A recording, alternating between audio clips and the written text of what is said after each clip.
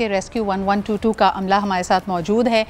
यकीनन इमरजेंसी में एक फ़ाल किरदार अदा करता है, लेकिन इसके साथ साथ आपको बताते चलें कि they are also a part of the Sindh integrated emergency and health services, यानी इनके पास वो फुली इक्विप्ड एम्बुलेंसेज और अमला मौजूद है कि खुदा न खासा आपके किसी प्यारे को मेडिकल इमरजेंसी में किसी हस्पताल में मुंतकिल करना हो, और यकीनन ये कोई सिर्फ हादसाती मरीज़ नहीं है, बल्कि दिस इज़ अ मरीज़ विद कोमॉर्बिड्स, यानी उसको उसका बीपी भी मॉनिटर करना ज़रूरी है, उसके हेड को एलिवेटेड रखना भी ज़रूरी है, उसकी कार्डियक सिचुएशन को भी देखना है। So they are the only ones who have it, और ये बहुत मुख्तलिफ एक सर्विस है, इनका अमला बहुत क्वालिफाइड होता है।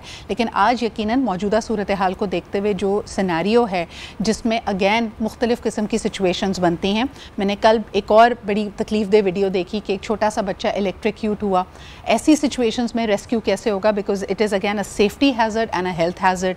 फिर इसके अलावा मलबा, कई घरों में छतें गिर रही हैं या वाटर लॉगिंग हो रही है, तो वहाँ पे आपको ख़ुद भी किन चीज़ों के बारे में पता होना चाहिए and how to get help from 1122। हमारे साथ मौजूद हैं डॉक्टर अली काशान, जो कि जनरल मैनेजर्स हैं ऑफ द इमरजेंसी सेगमेंट। बहुत बहुत शुक्रिया डॉक्टर अली आपके मौजूद होने का। आप ही के साथ तशरीफ़ रखते हैं Ahmed Lakhani, who is again an EMT emergency medical technician. जैसे हमने कहा कि अमले के पास पूरी ये सहूलत होती है, तैयारी होती है। मैंने पर्सनली इनको I have had an elderly person, एक बुज़ुर्ग हमारे ख़ानदान की, उनकी तबीयत ख़राब हुई। I have personally used the 1122 services, और बड़ी उस वक्त हमारे लिए कॉम्प्लिकेटेड बात ये थी कि उनकी रिहाइश पहले माले पे थी, तो उनको, जो कि यकीनन उस वक्त होश में तो थी, लेकिन उनको मुंतकिल करना था। So needing to have that expertise was very important. तो मैं पर्सनली बहुत इम्प्रेस हुई थी with the kind of service that these people provide. But let's move on to the issue at hand. जी डॉक्टर साहब, इस वक्त मुझे बताइएगा कि ट्यूसडे से लेके अभी तक कराची की क्या सूरत हाल है, आपका अमला कहाँ कहाँ सरगर्म है, and what would you say to the people of Karachi? सबसे पहले तो मैं आपका शुक्रिया अदा करना चाहूँगा सिद्रा कि आपने इतने अहम टॉपिक पे मुझे यहाँ बुलाया और हमारी टीम को ऑर्गेनाइज़ किया यहाँ पे। देखें, डिज़ास्टर एक ऐसी कंडीशन होती है जिसमें हम सबको फील करना चाहिए कि we are all in emergency. इसमें कोई ऐसा बंदा नहीं होना चाहिए कि जो ये फील करे कि जी this is a time for enjoyment. तो हमारी इस वक्त जो डिप्लॉयमेंट है, 100 के करीब एम्बुलेंसेस हमारी पूरे सिंध के, पूरे कराची में मौजूद है। ठीक है, 600 प्लस की एम्बुलेंसेस पूरे सिंध में मौजूद हैं। अक्रॉस सिंध हमारी सर्विसेज मौजूद हैं। इसके अलावा रेस्क्यू 1122 का जो अमला है वो उन जगहों पर जो कि मोस्ट वल्नरेबल एरिया कंसीडर हुए थे, लाइक हमारे पास जो एरिया था आपका मलीर का, कोरंगी का, या डिस्ट्रिक्ट की बात कर रहा हूँ, लियाकताबाद की भी बात की जाए थी क्योंकि वहाँ वाटर लॉगिंग ज़्यादा थी। जो सेंट्रल का पोर्शन है वो, इसके अलावा आपका वेस्ट के कुछ पोर्शंस हैं जहाँ पर वेस्ट में कल एक हादसा भी हुआ, जो बिल्डिंग कोलैप्स हुई है। बिल्डिंग कोलैप्स पे भी मैं ख़ुद भी वहाँ पहुँचा हुआ था, वहाँ बहुत सारे लोग पहुँचे हुए थे। तो ऐसा लगता है मुझे, जैसे मैं कल गया तो मुझे लगा कि जी ये कोई शो हो रहा है, इतने सारे लोग जमा हैं, ठीक है ना, और दूसरे लोग भी, जाहिर सी बात है वहाँ पे काम करने वाले बहुत सारे थे, बहुत सारी डिफरेंट NGOs, डिफरेंट ऑर्गेनाइजेशन के लोग भी मौजूद थे, बट लेकिन लोगों की जब मैं गफ़ीर था मौजूद।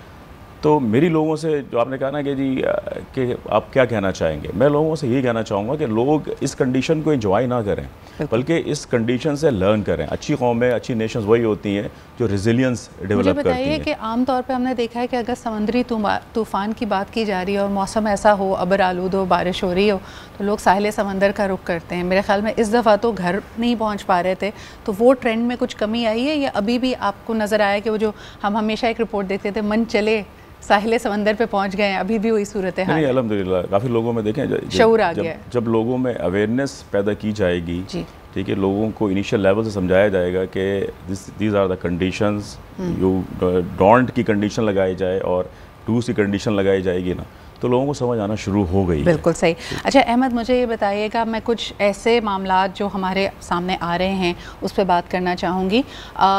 इलेक्ट्रिक्यूशन एक बहुत रियल थ्रेट है कि इलेक्ट्रिक का अमला भी बार बार लोगों को तनबीह कर रहा है कि देखें, अगर कहीं पे भी कोई ट्रांसफार्मर एक्सप्लोड कर जाता है या पानी में करंट आ रहा है तो आप उससे दूर रहें, उस जगह से। अपने बरकी आलात का इस्तेमाल आपने बहुत ज़िम्मेदारी के साथ करना है। इन केस किसी पोल के पास हमें नज़र आ रहा है कि कोई शख्स इलेक्ट्रिक्यूट हो रहा है, तो उस वक्त सबसे पहले क्या करना है हमें? देखिए, आपने सबसे पहले अपने आप को सेव करना है। आपने बिल्कुल कोशिश करनी है कि आप डायरेक्टली उससे कांटेक्ट में ना आए, क्योंकि उसकी वजह से आपको भी इलेक्ट्रिक शॉक लग सकता है। तो जो लोग जो एहतियाती तदाबीर है वो लेते हुए आपने उसको वहाँ से रिमूव करना है। اور پھر جس طرح کا بھی ایک ہمارے ساتھ ایک حادثہ ہوا تھا لاسٹ ٹائم، ہمیں ایک کال پہ پہنچے تو پتہ لگا ایک پیشنٹ ہے جو الیکٹریشین کے ساتھ اٹیچ ہو گیا، تو اس کو لوگوں نے ہمیں نکال کے دیا. تو ہم نے جب اس کو چیک کیا تو وہ بالکل انکانشیس تھا، کولیپس ہو چکا تھا. جی ہم نے چیک کیا اور ہم نے اس کا CPR کیا، ہم نے اس کو جو ہے وہ AED اٹیچ کی اور اس کو ہاسپٹل شفٹ کیا الائیو شفٹ کیا اس کو ہم نے ہاسپٹل. یہ بہت بڑی اچیومنٹ تھی ہم لوگوں کے لیے. بالکل.